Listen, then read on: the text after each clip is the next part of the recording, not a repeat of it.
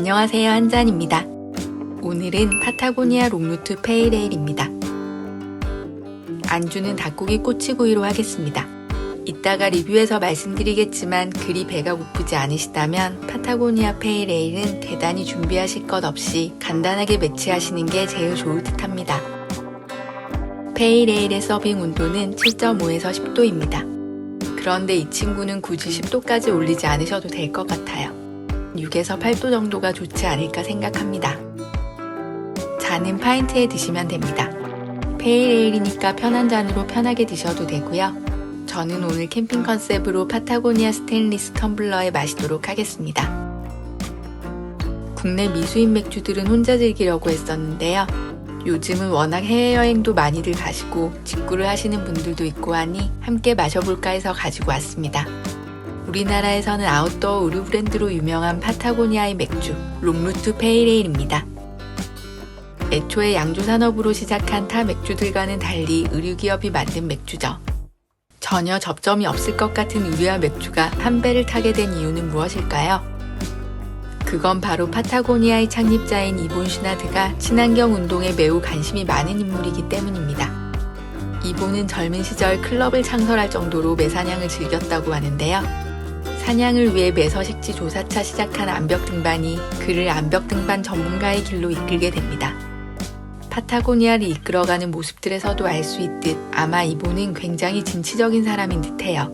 왜냐하면 그는 암벽 등반을 그저 오르는 것만으로 만족하지 않았거든요. 이본은 따로 기술을 독학하고 자신의 전문 등반 지식을 접목해 등반 도구들을 직접 만들어 사용합니다. 그리고 등반가들 사이에서 그의 도구를 찾는 사람들이 늘어나게 되자 이를 사업화하게 되죠. 그 중에서도 암벽 등반을 사용하는 금속재 모신 피톤 생산 사업에 주력하게 됩니다. 그런데 어느 날 이본은 자신이 생산한 피톤들은 물론이고 타사에서 생산되어지고 있는 피톤들이 암벽을 크게 훼손하고 있다는 사실을 알게 돼요. 자연을 해치고 싶지 않았던 그는 이를 막기 위해 환경을 보존할 수 있는 새로운 도구들을 개발하고 자연 본래의 모습을 유지하는 등반 방식인 클린 클라이밍의 개념을 확립하죠. 이로 인해 주력 사업인 피톤 사업은 매출이 급감하고 말았지만 다행히 또 다른 성공으로 나아가는 계기가 되기도 합니다. 현재의 아웃도어 의류 사업도 그의 암벽 등반 생활에서 비롯되었습니다. 스코틀랜드에서 우연히 구입한 럭비 셔츠가 등반하기에 아주 그만인 내구성과 기능성을 가지고 있다는 걸 알게 된 거죠. 그는 이 셔츠를 직수입해서 미국에서 판매를 시작하게 되는데요. 이것이 바로 파타고니아의 출발이었습니다. 기업의 이름인 파타고니아는 남아메리카 최남단에 있는 지역 이름이고요. 친구이자 노스페이스의 창립자이기도 한 더그 톰키스와 함께 2달 동안 등반한 파타고니아의 피츠로이 산에서 잊을 수 없는 경험을 한 그는 자신의 브랜드의 이름을 파타고니아로 정하게 되죠. 이렇게 시작한 의류 사업은 승승장구하게 되고요. 파타고니아는 자연을 보호하기 위해 사업을 진행합니다라는 사명을 가진 기업답게 이례적으로 자원 절약을 강조하는 의류 광고를 마케팅했다고 해요. 또 1% for the planet이라는 조직을 설립해 연매출 1%를 지구를 위해 기부하고 환경단체라면 국가를 불문하고 후원할 정도로 환경보호에 진심인 모습을 보이게 됩니다. 그리고 파타고니아의 이런 친환경적인 모습들은 식품으로도 확장되어서 파타고니아 프로비전스라는 식품 브랜드를 런칭하게 되죠. 유기농이나 동물복지, 친환경적인 성격의 식품들로 구성된 프로비전스는 아웃도어 의류 산하의 브랜드답게 야외 활동용이나 캠핑용 식품들을 선보였고요. 지금은 파스타 면이나 크래커, 꿀이나 소스류 등 다양한 식품들이 판매되고 있습니다. 그리고 이 안에는 오늘의 주인공인 맥주도 있죠. 맥주에 친환경적인 요소가 들어갈 부분들은 무엇이길래 파타고니아는 굳이 맥주까지도 프로비전스에서 판매하고 있는 걸까요? 바로 보리와 밀이 다년생 작물이 아니기 때문입니다. 보리는 한 해에서 2해, 밀은 한 해살이 작물이죠. 이렇게 한번 생산하고 남겨진 작물의 부산물은 쓰레기나 퇴비로 이용되는 가정에서 이산화탄소가 다량 배출된다고 하는데요. 환경사랑이 대단한 파타고니아가 이 부분을 그냥 넘길 순 없었겠죠. 파타고니아가 제시한 대안은 다년생 작물인 컨자입니다.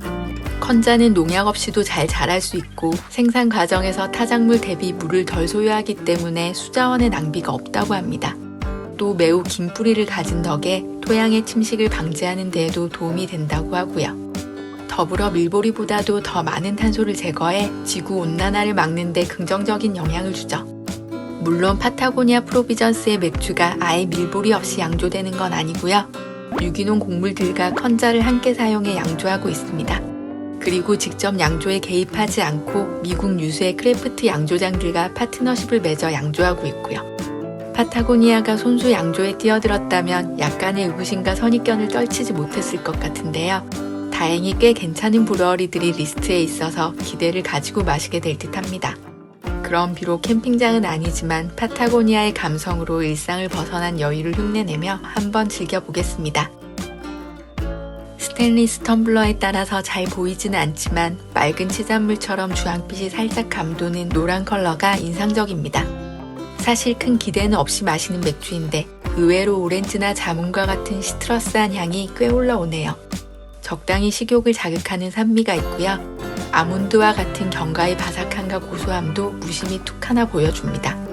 씁쓸한 호배 맛과 후추알처럼 직설적으로 느껴지는 알싸함도 모두 갖추고 있네요. 마무리로 페일에일답게 깨끗하고 상쾌하게 정리가 되고요. 사실 대단히 집중해 시음해야 할 상황이 아니라면 특히나 캠핑이나 야외 활동에서 마시는 맥주는 이 정도가 딱 좋은 것 같아요. 주변 풍광과 내 기분과 감성에 집중하기도 바쁜 시간에 맥주에까지 눈길을 주는 건 사실 쉽지가 않잖아요. 내 시간을 온전히 즐길 수 있게 방해하지 않고 얌전히 기다려줄 친구입니다. 하지만 그렇다고 그저 볼이나 홉이 들어간 술이구나 싶을 정도로 아이덴티티가 없진 않고요. 은은하게 시트러스도 있고 산미도 있고 쌉싸람도 있고 고소함, 상쾌함 있을 건 다 갖추고 있어서 욕할 수가 없는 맥주네요. 나와 나의 추억들을 충분히 배려해주고 돋워주면서 내 심취가 조금씩 풀려나갈 즈음에 자신의 목소리를 조금씩 키우는 것 같아요. 스테인리스 잔이 조금씩 식어가면서 오렌지의 향과 홉의 쌉싸람이 한 걸음 더 다가오는데요. 낄 때 안 끼다가 눈치 봐서 딱 들어오는 듯한 이 센스가 마음에 듭니다. 친구와 텐트 앞에서 신나게 자리를 즐기며 수다를 떨다가 야, 근데 이 맥주 좀 괜찮은 것 같은데? 라는 소리가 나올 것만 같은 맥주예요. 안주는 가벼운 스낵류나 스트링치즈, 크래미, 마른 안주 같은 것도 잘 어울릴 것 같고요. 배낭을 뒤적거려 나올 법한 그런 안주들과 정말 좋은 궁합을 보여줄 듯합니다. 저처럼 굳이 불 피워 손품을 들여 만든 안주보다는 즉흥적으로 뜯어먹는 안주들이 훨씬 잘 어울릴 것 같은 그런 맥주입니다. 물론 지금 제가 먹는 것처럼 닭고기나 바베큐들을 매치하셔도 괜찮긴 할 거예요. 나쁘진 않습니다. 하지만 저는 다음에 또 마실 기회가 생긴다면 그땐 좀 더 가볍게 준비해서 마실 것 같긴 하네요. 국내 미수입 맥주라 만나보기가 쉽진 않으시겠지만 혹여 기회가 닿는다면 지구에게 미안함과 고마움을 건네는 마음으로 한번 시도해보시는 건 어떠실까 싶습니다. 그럼 저는 베스트말레 트리펠과 함께 다시 돌아오겠습니다. 오늘의 맥주 한 잔은 여기까지입니다.